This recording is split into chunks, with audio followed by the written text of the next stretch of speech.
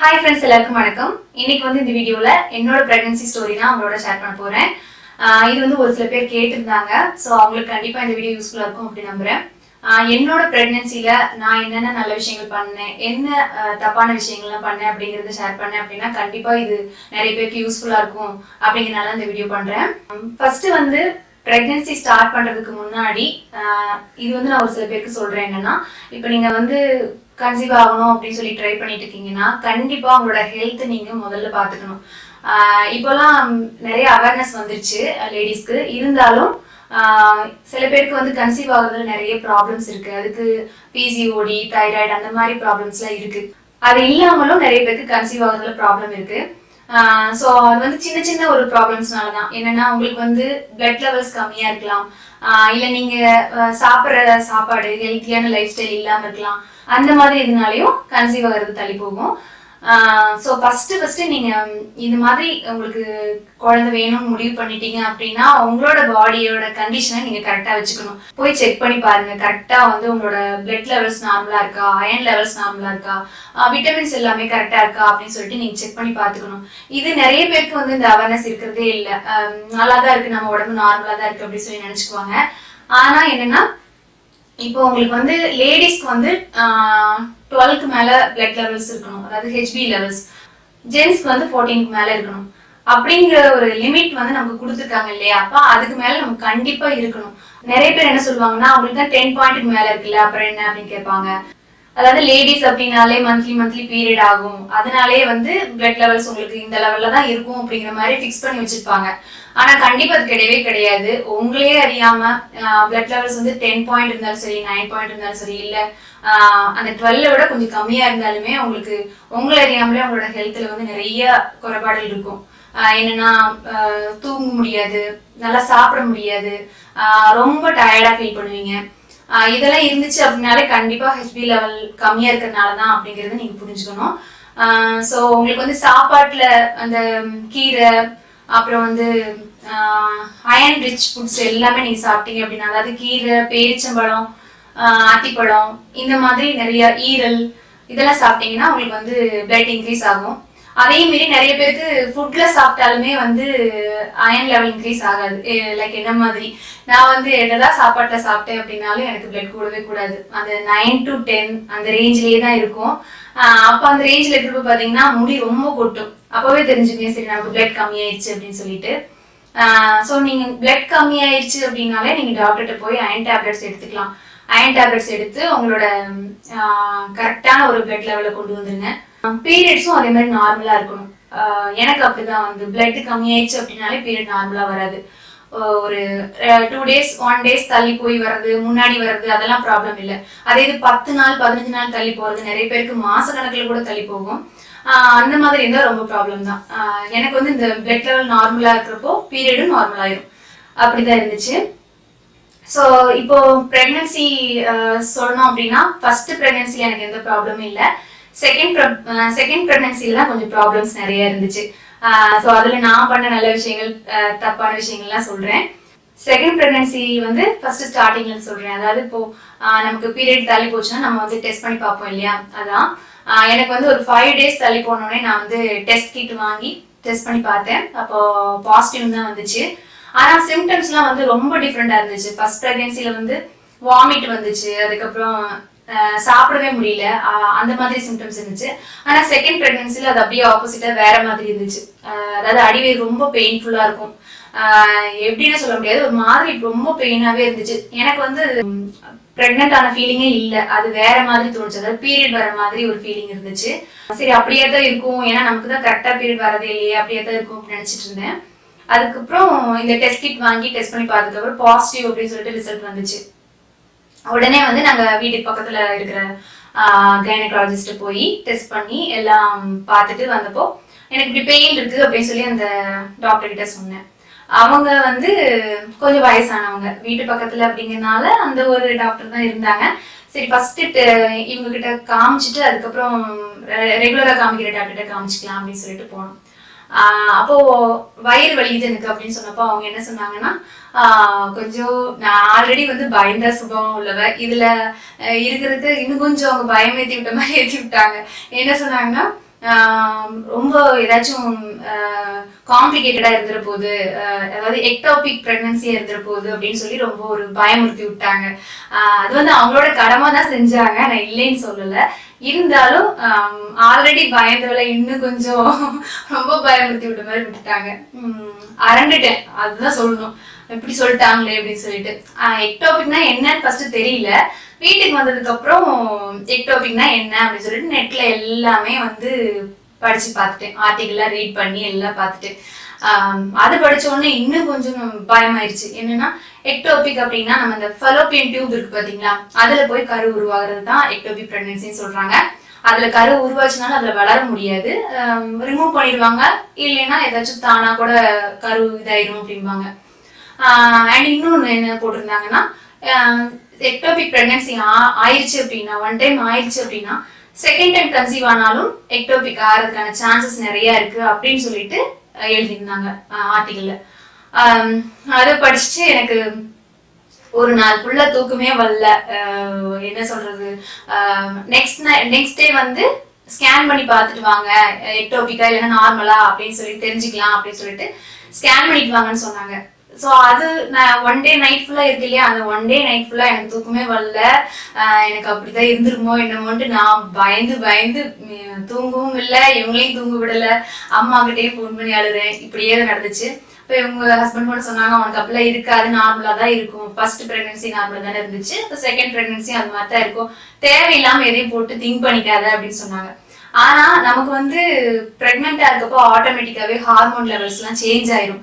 சும்மா தேவையில்லாம அழுகும், காரணமே இருக்காது, திடீர்னு மூட் ஆஃப் ஆகும்.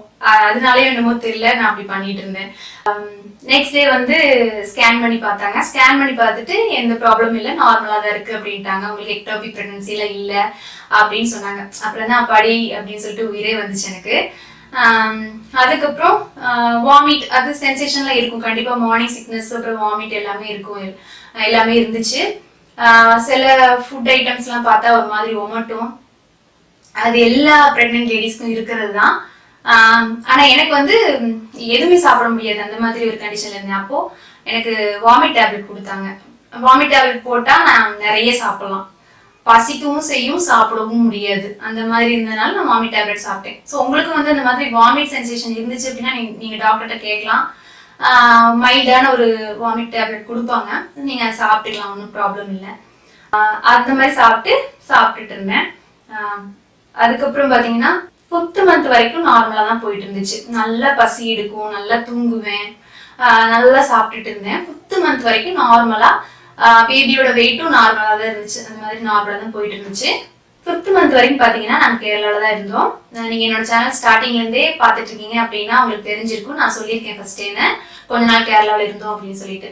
அப்போ 5th மந்த் வரைக்கும் அங்கதான் இருந்தோம். அதுக்கப்புறம் பாத்தீங்கன்னா 6th மந்த்ல இங்க பொள்ளாச்சி வந்து ஷிஃப்ட் ஆயிடலாம் அப்படின்னு சொல்லிட்டு ஒரு பிளான் பண்ணோம். அது வந்து என்ன சொல்றதுன்னா ஒரு பெரிய முட்டாள்தனம் அப்படின்னு தான் சொல்லணும். ஏன்னா அந்த டைம்ல நாங்க வந்து கண்டிப்பா ஷிஃப்ட் ஆயிருக்கவே கூடாது. என்னன்னா இப்போ நான் வந்து நாகர்கோயில்ல அப்பா அம்மா இருக்காங்க, அப்ப அங்கதான் நான் வந்து படிச்சேன். நாகர்கோயில்லையும் கிளைமேட் வந்து பாத்தீங்கன்னா ரொம்ப நல்லா இருக்கும். நாகர்கோயில் கிளைமேட்டும் கேரளா கிளைமேட்டும் ஒரே மாதிரி தான் இருக்கும், அதுக்கு எந்த ஒரு பெரிய டிஃபரன்ஸ் எல்லாம் எதுவுமே இல்லை. ஆனா வந்து நம்ம திண்டுக்கல் பொள்ளாச்சி சைட்லாம் பாத்தீங்கன்னா கிளைமேட் டோட்டலி டிஃப்ரெண்டா இருக்கும். பொள்ளாச்சி வந்து கூலிங்கான ஏரியா தான், நான் கூலிங் பத்தி சொல்ல, இருந்தாலும் கிளைமேட் வெதர்லாம் பாக்குறப்போ கொஞ்சம் டிஃப்ரெண்ட் ஆச்சு. எனக்கு வந்து இங்க வரும்போதெல்லாம் எப்பவுமே சேராது, ஒன்னும் ஃபீவர் வந்துடும், இல்லைன்னா வாமிட் வரும். நல்லா இருக்க போய் சொல்றேன், அதாவது பிரெக்னன்சி டைமுக்கு முன்னாடியே சொல்றேன். இங்க வந்தா ஃபீவர் வந்துடும், ஃபுட் பாய்சன் ஆயிரும், ஏதோ ஒன்று ஆகும் கண்டிப்பா, அந்த மாதிரி தான் இருக்கும். ஆனா வந்து எல்லாருமே இங்க ரிலேஷன்ஸ் எல்லாமே இங்க இருக்கிறாங்களே அப்படின்னு சொல்லிட்டு தான் சரி வேண்டாம் கேரளா வேண்டாம். அதுவும் கேரளாவில் பார்த்தீங்கன்னா பக்கத்துல யாருமே கிடையாது பேசுறதுக்கு, ரொம்ப பெரிய எல்லாருமே வந்து பழக மாட்டாங்க, நானா தான் போய் பேசுவேன், அந்த மாதிரி தான் இருந்துச்சு. அதனால எனக்கு வந்து மைண்ட் லெவல்ல ஒரு ரொம்ப என்ன சொல்றது, நமக்கு யாரும் இல்லையே பேசுறதுக்கு அப்படிங்கிற மாதிரி ஒரு ஃபீலிங் இருந்தனால நீங்க வந்துரு அப்படின்னு சொல்லிட்டு இவங்க என்னை கூட்டிட்டு வந்தாங்க இங்க.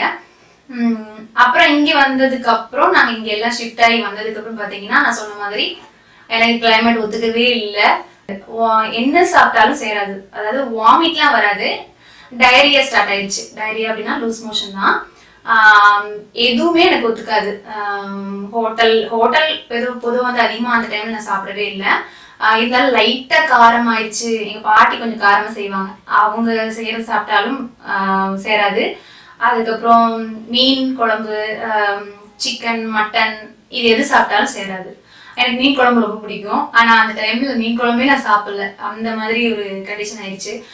அப்படி வந்து ஒரு ஒரு சில ஃபுட் ஐட்டம்ஸ் எல்லாம் சாப்பிட்டா எனக்கு ஒத்துக்காது. சொல்ல போனா முக்காவாசி சாப்பாடு எனக்கு சேரவே இல்லை. கொஞ்சம் ரொம்ப பார்த்து பார்த்து தான் சாப்பிட்டுட்டு இருந்தேன். இருந்தாலும் எனக்கு கண்டினியூஸா இதே தான் நடந்துட்டு இருந்துச்சு. அப்புறம் அம்மா ஊருக்கு கொஞ்ச நாள் போயிருந்தேன், திண்டுக்கல்ல போய் கொஞ்ச நாள் இருந்தேன்.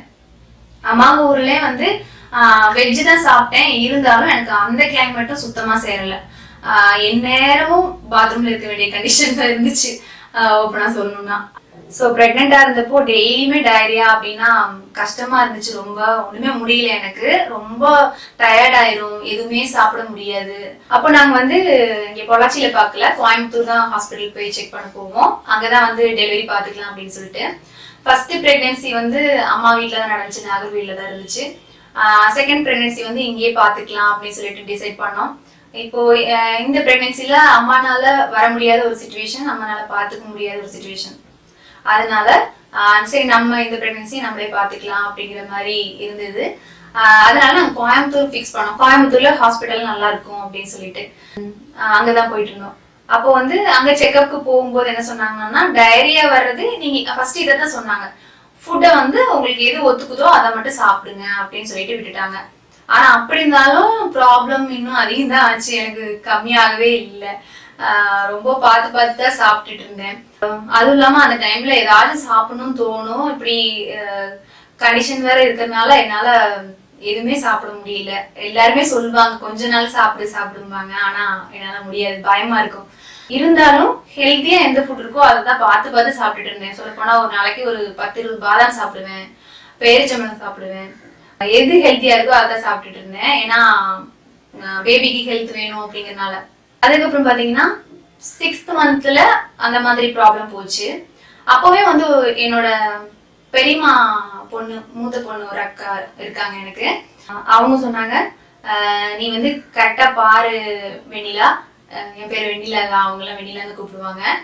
நீ வந்து கரெக்டா பாரு வெண்ணிலா, உனக்கு இப்படி வந்து நீங்க எந்நேரமும் இப்படியே டயரியா போயிட்டே இருந்துச்சுன்னா உனக்கு டீஹைட்ரேட் ஆயிடுவ. தண்ணி நிறைய குடிக்கணும். வயிற்றுல இருக்கிற அந்த தண்ணி, அதாவது ஃப்ளூயிட்னு சொல்லுவாங்க இல்லையா, அந்த குழந்தைய சுத்தி இருக்கக்கூடிய தண்ணி, அந்த தண்ணி லெவல் வந்து கம்மியாயிரும், நீ கரெக்டா செக் பண்ணிக்க அப்படின்னு சொல்லிட்டு அன்னைக்கே அந்த அக்கா சொன்னாங்க. ஆனா நான் வந்து டாக்டர் எல்லாம் கேட்டப்போ அப்படிலாம் எதுவும் இல்லை, நீங்க ஃபுட் லெவல் மட்டும் நார்மலா வச்சுக்கோங்க அப்படின்னு சொன்னாங்க. இப்படிதான் இருந்துச்சு. அப்புறம் 7th மந்த்ல ஸ்கேன் பண்ணாங்க. 7th மந்த்ல தான் நினைக்கிறேன், எனக்கு கரெக்டா எக்ஸாக்ட் டைம் டேட் எதுவுமே ஞாபகம் இல்லை. ஸோ அது என்னால சொல்ல முடியல. 7th மந்த்ல வந்து எனக்கு ஸ்கேன் பண்ணப்போ என்ன சொன்னாங்கன்னா, ஃப்ளூயிட் லெவல் ரொம்ப கம்மியா இருக்கு, சொல்ல போனா உங்களுக்கு ஃப்ளூயிட் லெவலே இல்லை அப்படிங்கிற மாதிரி சொல்லிட்டாங்க. டாக்டரும் பார்த்துட்டு வயிறு ஃபுல்லா பேபி தான் இருக்காங்க, ஃப்ளூயிடே இல்லை, தண்ணி குடிப்பீங்களா அப்படின்னு கேட்டாங்க. தண்ணி எல்லாம் நமக்கு போகுது, அதுக்கப்புறம் தண்ணி குடிக்காம என்ன பண்ண முடியும்? தண்ணி எல்லாம் நல்லா குடிச்சிட்டு இருக்கேன் மேடம், ஏன்னு தெரியல அப்படின்னு சொல்றேன் நான். அப்போ தண்ணி நல்லா குடிங்க, ஹெல்த்தியான ஃபுட் எல்லாம் எடுத்துக்கோங்க, உங்களுக்கு ஃப்ளூயிட் லெவல் இல்லாதனால குழந்தையும் வெயிட் ரொம்ப கம்மியா இருக்கு, அந்த மந்த்துக்கு உண்டான வெயிட் இல்லை அப்படின்ட்டாங்க. அதனால நீங்க இனிமேல் கொடுக்கக்கூடிய ஃபுட்டு தான் அந்த குழந்தைக்கு வெயிட் போடும், அதனால நல்லா சாப்பிடணும், ரெஸ்ட் எடுக்கணும்ட்டாங்க. ரெஸ்ட்னா சும்மா உட்காந்து இருக்கிறதா இல்லை, படுத்தே இருக்கணும். அதுவும் ஒன் சைடு தான் நீங்க படுக்கணும், மட்டமில்லாக்க படுக்கக்கூடாது அப்படின்னு சொல்லிட்டாங்க. லெஃப்ட் சைடு படுக்கணும் அப்படின்ட்டாங்க. இப்படியேதான் நானும் அவங்க சொல்லிட்டாங்களே அப்படின்னு சொல்லிட்டு படுத்தே தான் இருக்கேன். லெஃப்ட் சைடு மட்டும் தான் படுத்திருக்கேன் எப்பவுமே. அப்புறம் இன்னொரு கண்டிஷன் சொன்னாங்க, படுத்திருக்கணும் ஆனா தூங்க கூடாது அப்படின்ட்டாங்க. எப்படி முடியும் சொல்லுங்க? படுத்தே இருக்கணுமா ஆனா தூங்க கூடாதான். அதையும் நான் பண்ணேன், என்ன பண்றது, நம்ம பேபிக்காக நம்ம பண்ணித்தான் ஆகணும் அப்படின்னு சொல்லிட்டு நைட் மட்டும்தான் தூங்குவேன், பகல்ல தூங்க மாட்டேன், ஆனா படுப்பேன். பட் ஆனா இடையில நம்ம எந்திரிச்சு உட்காந்துக்கலாம், லைட்டா நடக்கலாம் அப்படின்னு சொல்லிட்டாங்க. ரொம்ப வேலை செய்யக்கூடாது அப்படின்ட்டாங்க. நான் வந்து அப்படித்தான். அப்புறம் படுப்பேன், ஒரு 3/4 மணி நேரம் படுத்திருப்பேன், அப்புறம் ஒரு 1/4 மணி நேரம் எந்திரிச்சு உட்காந்துக்கிறது, அப்புறம் லைட்டா நடக்கிறது, அந்த மாதிரிதான் பண்ணிட்டு இருந்தேன். படத்துக்கு இடத்துக்கே சாப்பாடுலாம் வரும். அதாவது முட்டை, அதுக்கப்புறம் சுண்டல், பால் நல்லா குடிச்சேன். உண்மையாவே அவங்களும் டாக்டர் அதை தான் சஜஸ்ட் பண்ணாங்க, பால் நிறைய குடிக்கணும் அப்படின்னு சொன்னாங்க. அப்புறம் இன்னொன்னு, இப்போ நம்ம ரிலேஷன்ல இப்ப எங்க அப்பா சைட்ல அதுக்கப்புறம் இவங்க சைட்ல யாருக்காச்சும் சுகர் இருந்தாலோ நமக்கும் சுகர் வரதுக்கான சான்சஸ் இருக்கு. நமக்கு சுகர் வந்துச்சு அப்படின்னாலே குழந்தைக்கு அது அஃபெக்ட் ஆகும் இல்லையா, அதனால சுகர் வர்றதுக்கான சான்சஸ் நிறைய இருக்கு. நீங்க பால்ல வந்து ஜீனியோ கருப்பட்டியோ இல்ல வெல்லமோ எதுவுமே போட்டு குடிக்கக்கூடாது. பூஸ்ட், ஹார்லிக்ஸ் அந்த மாதிரி எதுவுமே நீங்க டச் பண்ணக்கூடாது. வெறும் பால் மட்டும் குடிச்சுக்கோங்க அப்படின்னு சொன்னாங்க. பாலே எனக்கு இறங்காது. இது எல்லாம் மிக்ஸ் பண்ணி இதுல எதுவுமே மிக்ஸ் பண்ணாம குடிக்கிறதுனா எப்படி குடிக்க முடியும் அப்படின்னு சொல்லிட்டு யோசிச்சேன். ஆனா ஒரு 2 நாள் குடிச்சேன். குடிச்சதுக்கு அப்புறம் அப்படியே அது பழகிடுச்சு. என் ஹஸ்பண்ட் கூட சொல்லுவாங்க, வெறும் பாலை குடிக்கிறியே, ஏதாச்சும் நான் கொஞ்சம் போட்டு தரேன் அப்படிம்பாங்க. ஐயோ ஒன்றும் வேண்டாம், எனக்கு வெறும் பால் போதும் அப்படின்னு சொல்லி ரொம்ப வைராக்கியமா இருந்தேங்க குழந்தைக்கு வேண்டிட்டு. அவங்க கூட கொஞ்சம் டேஸ்ட்டுக்கு வேண்டிட்டு எனக்கே தெரியாம லைட்டா பூஸ்ட் எல்லாம் போட்டு கொடுப்பாங்க. அவங்க தான் கவனிச்சாங்க. அந்த மாதிரி எல்லாமே பார்த்துக்கிட்டதுன்னு சொல்ல போனா அவங்கதான் செகண்ட் பிரெக்னன்சிக்கு. நல்லா என்ன சொல்றது, ரொம்ப ரெஸ்ட் எடுத்தேன். சுண்டல், பாசிப்பயிறு, நட்ஸு, அதுக்கப்புறம் பால், முட்டை, சாப்பாடு வந்து கொஞ்சமா சாப்பாடு சாப்பிடுவேன். நிறைய சாப்பிட்டாலும் சேராது இல்லையா, கொஞ்சமா சாப்பாடு, காய் இதெல்லாம் வச்சு நல்லா ஹெல்த்தியா சாப்பிட்டுட்டு இருந்தேன். அதுக்கப்புறம் 15 days ஒன்ஸ் வந்து செக்அப்க்கு வர சொன்னாங்க. போகும்போதெல்லாம் வந்து என்எஸ்டி டெஸ்ட் எடுப்பாங்க. அதாவது என்எஸ்டினா இப்படி குழந்தைங்களுக்கு ஏதாவது ஒரு ப்ராப்ளம் இருக்கு அப்படின்னா என்எஸ்டி டெஸ்ட் எடுப்பாங்க. என்எஸ்டி டெஸ்ட்னா ஒன்றும் இல்லை, இப்போ பெட்ல படுக்க வச்சு வயிற்றுல வந்து ஒரு பெல்ட் மாதிரி போட்டுருவாங்க. ஒரு பெல்ட் மாதிரி இப்படி போட்டு விட்டுருவாங்க. அது வந்து மானிட்டர் பண்ணும், குழந்தையோட ஹார்ட் பீட்டை மானிட்டர் பண்ணும், மானிட்டர்ல காமிக்கும். அதுதான் என்எஸ்டி டெஸ்ட். அது வந்து சுமார் ஒரு 1.5 மணி நேரம் 2 மணி நேரம் அப்படியே நம்ம மட்டம் இல்லாத தான் படுத்திருக்கணும். சைடாக கூட திரும்ப கூடாது. அந்த மாதிரி ஒரு டெஸ்ட் தான். நான் டெஸ்ட் எடுக்கும் போதே ஒரு நிறைய பேர் டெஸ்ட் எடுத்துட்டு இருப்பாங்க. பாவமா இருக்கும், அவங்கள பார்க்கும்போது எனக்கு பாவமா இருக்கும். அது என்னன்னா, படுத்தே ஒரே இடத்துல அப்படி படுத்தே இருக்கிறது, அசையாம இருக்குன்னா கஷ்டமா தான் இருக்கும். ஆனா சிஸ்டர் கிட்ட நான் கேட்பேன், ஒன் சைடு திரும்பிக்கலாமா அப்படின்னு சொன்னேன். கொஞ்ச நேரம் திரும்பிக்குங்க அப்படின்னு சொல்லி டைம் கொடுப்பாங்க. அப்படி லைட்டா திருப்பி மட்டம்லாக்க படுத்திருப்போம். ஹார்ட் பீட்லாம் பாத்தீங்கன்னா நார்மலா தான் இருந்துச்சு. அவனோட ஹார்ட் பீட்டு, மூவ்மெண்ட் எல்லாமே ரொம்ப நார்மலா இருந்துச்சு. அதுவும் இல்லாம எனக்கு வயிற்றுல தண்ணியே இல்லை அப்படிங்கறதுனால காலெல்லாம் இப்படி காலு கையெல்லாம் தூக்கும் போது புஸ்குன்னு எந்திரிக்கும் வயிற்று மேல. அதை தொட்டு பார்த்தோம்னா அழகா தெரியும் அந்த கை காலெல்லாம். அந்த மூவ்மெண்ட் எல்லாம் கரெக்டா இருந்துச்சு எனக்கு. அதுக்கப்புறம் வந்து என்எஸ்டி டெஸ்ட் இந்த மாதிரி எடுத்துருப்போம். நல்லா நார்மலா தான் போயிட்டு இருந்துச்சு. 7th மந்த் வரைக்கும் கரெக்டா போயிட்டு இருந்துச்சு. அதுக்கப்புறம் 8th மந்த் ஸ்டார்டிங்ல இருந்தும் ஸ்டார்டிங்லேயே எனக்கு ஒரு ஸ்கேன் எடுத்தாங்கன்னு நினைக்கிறேன். ஆமா, அப்பயும் வந்து ஃப்ளூயிட் லெவல் கம்மியா தான் இருக்கு அப்படின்னு சொல்லிட்டாங்க. அதுக்கப்புறம் வீக்லி ஒன்ஸ் வந்து செக்அப்க்கு வர சொன்னாங்க. வீக்லி ஒன்ஸ் செக்அப்க்கு போயிட்டு அப்படிதான் நான் போயிட்டு இருந்தோம். அதுக்கப்புறம் 8 மந்த் கம்ப்ளீட் ஆனப்போ செக்அப்க்கு வேண்டிட்டு தான் போகணும். செக்அப்க்கு வேண்டிட்டு தான் போகிறப்போ ஒரு ஸ்கேன் எடுத்தாங்க. ஸ்கேன் எடுத்தப்போ பார்த்தீங்கன்னா ஃப்ளூயிட் லெவல் சுத்தமா இல்லை அப்படின்ட்டாங்க. கொஞ்சம் கூட கிடையாது. ஃபுல் அண்ட் ஃபுல் பேபி தான் இருக்கான், அந்த கருப்பைக்குள்ள ஃபுல் அண்ட் ஃபுல் பேபி தான் இருக்கான், அவனுக்கு அசைறதுக்கு கூட இடம் இல்லை அப்படிங்கிற மாதிரி சொல்லிட்டாங்க. நீங்க இப்பவே அட்மிட் ஆகணும் அப்படின்ட்டாங்க. நாங்க வந்து சும்மா ரெகுலர் செக்அப்க்கு போன மாதிரி போனோம். எதுவுமே எடுத்துட்டு போகல, ப்ரீ பிளான்டாவே இல்லை, எதுவுமே நாங்க ட்ரெஸ் கூட எடுத்துட்டு போகல. அதுவும் இல்லாம பொள்ளாச்சியில இருக்கோம், கோயம்புத்தூர் போறதுனா உண்மையே அங்க யாரும் பெருசா தெரிஞ்சவங்க யாரும் இல்லை. ட்ரெஸ்ஸும் வந்து கொண்டு வரதுக்கு இங்க இருந்து கொண்டு வரதுக்கும் அந்த மாதிரி யாரும் இல்லை. ஸோ சரி ஓகே அட்மிட் ஆயிடலாம் அப்படின்னு சொல்லிட்டு அட்மிட் ஆகிட்டோம். ஹாஸ்பிட்டல்லே வந்து கீழே ஷாப் இருந்ததுனால வேணுன்ற ட்ரெஸ் இதெல்லாம் வாங்கியாச்சு. ஆனால் என்ன சொல்லிட்டாங்கன்னா, இப்போ வந்து உங்களுக்கு ஃப்ளூயிட் லெவல் கம்மியாக இருக்குது அப்படின்னா அதுக்கு மெயின் ரீசன் என்னன்னா, குழந்தை வந்து யூரின் பாஸ் பண்ணவே இல்லை, அதனால தான் அவங்களுக்கு ஃப்ளூயிட் லெவலே இல்லாமல் போயிடுச்சு அப்படின்னு பீடியாட்ரிஷியன் சொன்னாங்க. அதாவது இந்த நியோநாட்டிக்கல் பீடியாட்ரிஷியன் இருப்பாங்க, ப்ரீடர்ம்ல பிறக்கிற குழந்தைங்களை வந்து பாத்துக்கிறதுக்குன்ட்டு ஒரு 2-3 டாக்டர்ஸ் இருப்பாங்க இல்லையா, அதுல வந்து ஒரு டாக்டர் எனக்கு சொன்னாங்க. அப்போ உங்களுக்கு வந்து குழந்தைக்கு வந்து குழந்தை வந்து யூரின் பாஸ் பண்ணவே இல்லை, அதனாலதான் உங்களுக்கு ஃப்ளூயிட் லெவல் கம்மியா இருக்கு, ஃப்ளூயிட் லெவலே இல்லை அப்படின்ட்டாங்க. எனக்கு ஒரு இது எப்படி யூரின் பாஸ் பண்ணாம இருக்க முடியும்? பொதுவாக வயிற்றுக்குள்ள குழந்தைங்க வந்து எல்லாமே பண்ணும், யூரின் போகும் எல்லாமே பண்ணும். அது ஏன் நடக்கல அப்படிங்கிறப்ப ரொம்ப என்ன சொல்றது ஒரு ஆச்சரியமா தான் இருந்துச்சு. அப்புறம் வந்து எனக்கு தோணுது என்னன்னா, இப்போ நான் அந்த டைம்ல வந்து 6th மந்த்ல இருந்து எனக்கு வந்து எப்பவுமே டயரியா இருந்ததுனால எனக்கு டீஹைட்ரேட் ஆயிடுச்சோ, அதனாலதான் வந்து குழந்தைக்கு தண்ணி எல்லாம் போயிடுச்சோன்னு எனக்கு ஒரு டவுட் இருக்கு. ஆனா டாக்டர்ஸ் வந்து அது பெருசா எதுவுமே அதை பத்தி எதுவுமே பெருசா பேசல. என்னன்னா இப்போ பாத்தீங்கன்னா நமக்கே வந்து இப்ப நார்மலா இருக்கும் போதே டயரியா ஆச்சுன்னா கண்டிப்பா டீஹைட்ரேட் ஆகும். நல்லா நிறைய தண்ணி குடிப்போம். அதை இதையும் குடிச்சுதான் நம்ம வந்து கரெக்டா நம்மளோட உடம்புல வந்து பொட்டாசியம் லெவல் வந்து நார்மலா இருக்கும். அதே மாதிரி இப்ப எனக்கு வந்து நான் உள்ள குடுக்குற தண்ணி தானே பேபிக்கும் உள்ள போகும். அவனுக்கு தண்ணி கரெக்டா உள்ள போச்சுன்னா தானே தண்ணி யூரினும் ஒழுங்கா போயிருப்பான். மெயினா அதுதாங்க எனக்கு வந்து அந்த 2 மாசமா வந்து டயரியா இருந்ததுனாலதான் எனக்கு தண்ணி சத்து இல்லாம குழந்தைக்கும் தண்ணி சத்து இல்லாம அவன் யூரின் போகாம இருந்திருக்கான். ஃபர்ஸ்ட் பிரெக்னன்சில அந்த மாதிரி இல்லையா, அதனால அது நார்மலா இருந்துச்சு. செகண்ட் பிரெக்னன்சில அதனாலதான் எனக்கு இந்த மாதிரி ஆயிருக்குன்னு நான் இப்ப நினைக்கிறேன். அதனால லைட்டா இந்த மாதிரி சிம்டம்ஸ் டயரியாவோ வாமிட்டோ அதிகமா எக்ஸ்ட்ரீமா போச்சு அப்படின்னால முதல்லயே வந்து உங்க டாக்டர் கிட்ட கன்சல்ட் பண்ணிக்கோங்க. நல்லா வந்து இது அழுத்தம் திருத்தமா சொல்லுங்க, எனக்கு ப்ராப்ளம் ரொம்ப வர்ஸ் ஆகுது, அதனால நீங்க எனக்கு இது சால்வ் பண்ணியே ஆகணும் அப்படின்னு சொல்லிட்டு கேட்டுருங்க. எனக்கு வந்து 8th மந்த்ல தான் வந்து யார்கிட்ட கேஸ்ட்ரோஎன்ட்ராலஜிஸ்ட அனுப்பி விடுறாங்க இந்த மாதிரி போயிட்டு இருக்கிறதுனால. அப்ப அவங்க வந்து ஒரு டேப்லெட் கொடுத்தாங்க. கொடுத்த உடனே நார்மல் ஆயிடுச்சு. ஆனா அது வரைக்கும் எனக்கு 2 மாசம் நான் பட்டுட்டு இருந்தேன். ஃபர்ஸ்டே இது செஞ்சிருந்தா எனக்கு வந்து நார்மல் ஆயிருக்குமோ என்னமோ, அதை விட்டுட்டாங்க. அதனாலதான் அப்படின்ட்டு சொல்லிட்டாங்க, யூரின் போகாதனாலதான் அவனுக்கு ஃப்ளூயிட் லெவல் இல்லை அப்படின்ட்டாங்க. அதுவும் இல்லாம அவன் ஏன் யூரின் போகாம இருக்கான் அப்படின்னா அவனுக்கு எதுவும் கிட்னில எதுவும் ப்ராப்ளம் இருக்குமோ அப்படின்ட்டாங்க. பெரிய ஒரு குண்டை தூக்கி போட்டாங்க. அட்மிட் பண்ணதுக்கு அப்புறம் இதை சொல்றாங்க லாஸ்டா, குழந்தைக்கு வந்து கிட்னில ஏதாவது ப்ராப்ளம் இருக்குமோ, இப்ப சொல்ல முடியாது, பிறந்ததுக்கு அப்புறம் தான் சொல்ல முடியும் அப்படின்ட்டாங்க. அட்மிட் பண்ணி 3ஆவது நாள் தான் சிசேரியன் பண்ணணும் அப்படின்ட்டாங்க. எனக்கு வந்து ஃபர்ஸ்ட் பிரெக்னன்சி சிசேரியன் தான், செகண்டும் சிசேரியன் தான் சொல்லிட்டு டிசைட் பண்ணிட்டாங்க. வேற ஒன்றும் பண்ண முடியாது.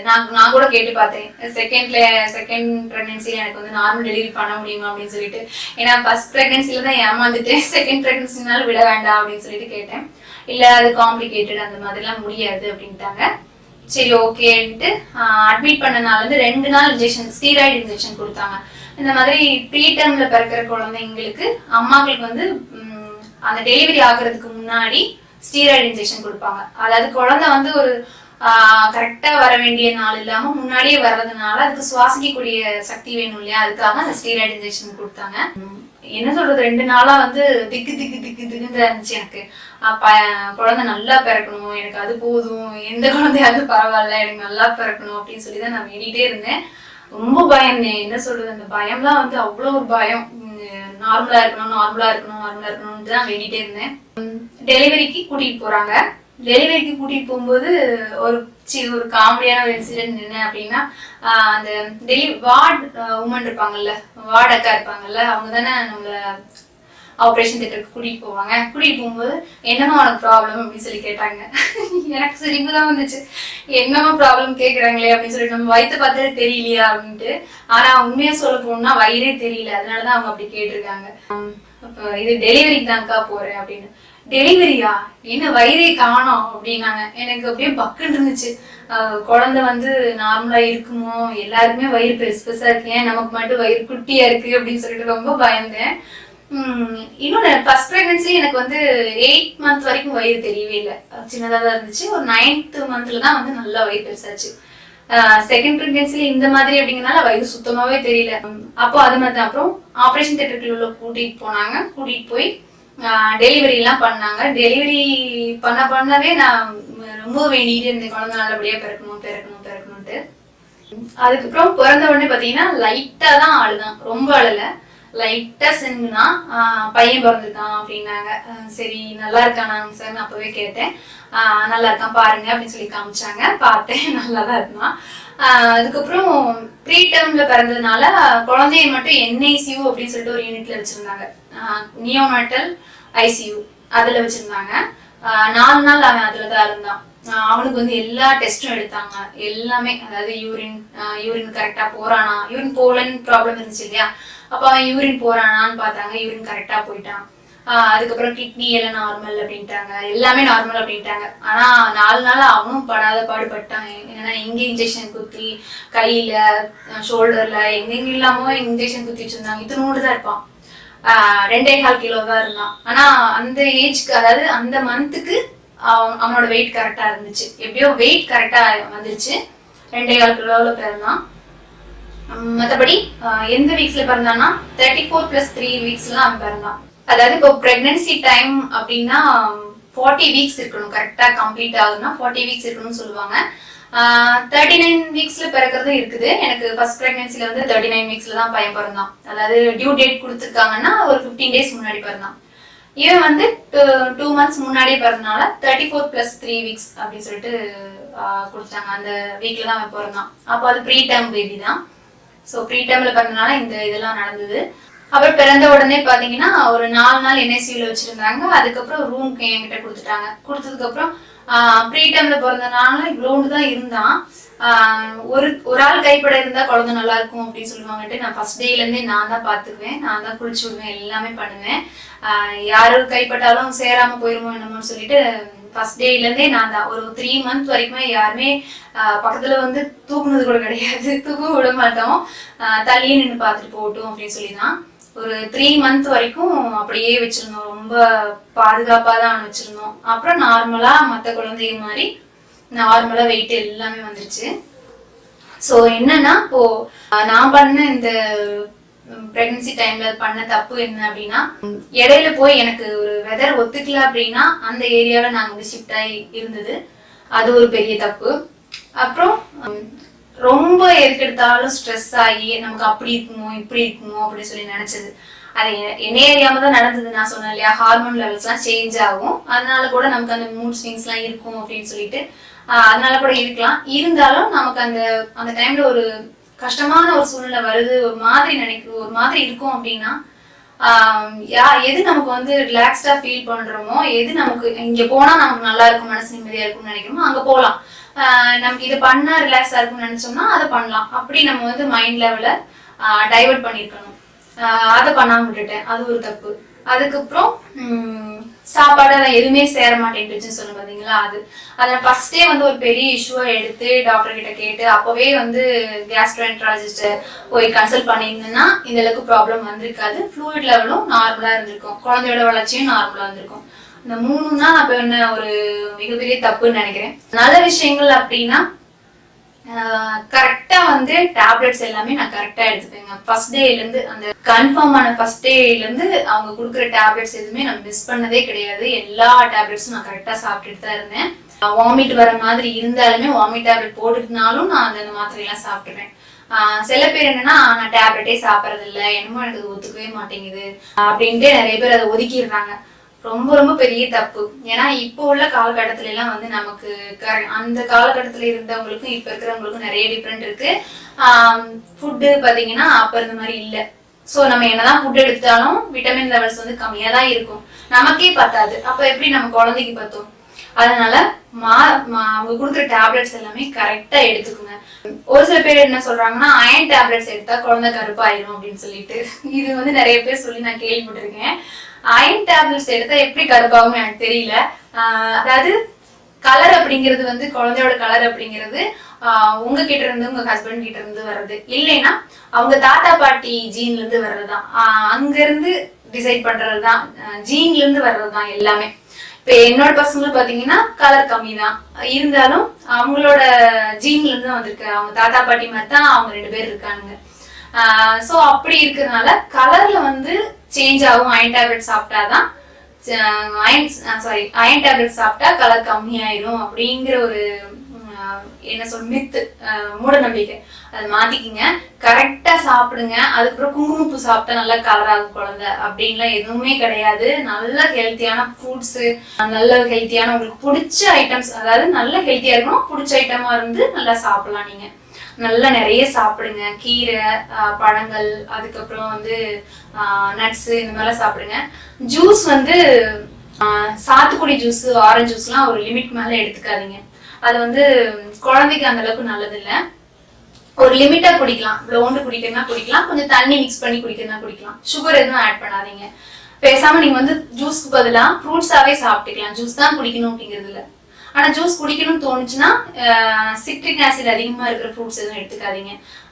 நல்லா வந்து ஆப்பிள், அப்புறம் வந்து வாழைப்பழம், அப்புறம் வந்து மாதுளம்பழம், திராட்சை இந்த மாதிரிலாம் எடுத்துக்கலாம். சிட்ரிக் ஆசிட் அதிகமா இருக்கிறது மட்டும் கொஞ்சம் அதிகமா எடுத்துக்காம லிமிட்டா வச்சுக்கோங்க. அதுக்கப்புறம் பால் நல்லா குடிக்கலாம். பால் சாப்பிட்டா வெயிட் போடும், அதுக்கப்புறம் வெயிட் கம்மி பண்ண முடியாதுன்னு நினைச்சுக்காதீங்க. வெயிட்டை பத்தி நீங்க நினைக்கவே கூடாது. பிரெக்னன்சி டைம்ல வெயிட் பத்தி நினைக்காதீங்க. பிரெக்னன்சி முடிஞ்சதுக்கு அப்புறமும் குழந்தைக்கு ஃபீட் பண்ற டைம்ல வெயிட் பத்தி நினைக்காதீங்க. வெயிட் எப்ப வேணாலும் கம்மி பண்ணிக்கலாம். ஆனா குழந்தைக்கு நம்ம அந்த டைம்ல தான் பண்ண முடியும். கரெக்டானது நம்ம அந்த டைம்ல தான் பண்ண முடியும். இன்னொன்னு, நம்மளை சுத்தி ஒரு 1000 பேர் நம்மளை கவனிச்சுக்கிறதுக்கு இருந்தாலும் நமக்குள்ள வளர்ற குழந்தைய நம்ம ஒருத்தி தான் பாத்துக்க முடியும். நம்மளால மட்டும்தான் குழந்தைய நல்லபடியா பாத்துக்க முடியும். ஸோ நம்ம சாப்பிட்ற சாப்பாடு, நம்ம சந்தோஷமா இருக்கிறது எல்லாமே நம்ம குழந்தைக்கும் கரெக்டா கிடைக்கும். அந்த மாதிரி நீங்க ஒன்றும் ஃபாலோ பண்ணீங்கன்னா ஹெல்த்தியான ஒரு பிரெக்னன்சி உங்களுக்கு இருக்கும். ஸோ நல்லா சாப்பிடுங்க, தூங்குங்க. அப்புறம் வந்து உங்களுக்கு எது பண்ணா ரிலாக்ஸ்டா ஃபீல் பண்றீங்களோ அதுல வந்து உங்களோட மைண்டை டைவர்ட் பண்ணுங்க. நல்ல ஒரு ஹெல்த்தியான பிரெக்னன்சி வந்து எல்லாருக்கும் அமையணும் அப்படின்னு சொல்லி வேண்டிக்கிறேன். அதே மாதிரி பிரெக்னென்ட் ஆகணும் அப்படின்னு சொல்லி நினைக்கிறவங்களுக்கு சீக்கிரமே குழந்தை பிறக்கணும் அப்படின்னு சொல்லிட்டு நான் வேண்டிக்கிறேன். அவ்வளோதான் ஃப்ரெண்ட்ஸ், என்னோட பிரெக்னன்சி ஸ்டோரி இதோட முடியுது. கண்டிப்பா இது வந்து எத்தனை பேருக்கு யூஸ்ஃபுல்லா இருக்கும் அப்படின்னு தெரியல. இருந்தாலும் என்னோட ஸ்டோரி சொல்றப்போ ஒரு சில பேருக்கு இதுல இருந்து டிப்ஸ் கிடைச்சாலும் கிடைச்சிருக்கலாம். ஸோ ஃப்ரெண்ட்ஸ், அவ்வளோதான், இந்த வீடியோ இதோட முடியுது. வீடியோ பிடிச்சிருந்தா வீடியோக்கு ஒரு லைக் கொடுங்க. அண்ட் நீங்க இன்னும் நம்ம சேனலை சப்ஸ்கிரைப் பண்ணல அப்படின்னா சப்ஸ்கிரைப் பண்ணிக்கோங்க. உங்களை அடுத்ததா இன்னொரு இன்ட்ரெஸ்டிங்கான வீடியோட சந்திக்கிறேன். தேங்க்யூ ஸோ மச் ஃபார் வாட்சிங் ஃப்ரெண்ட்ஸ். Bye bye.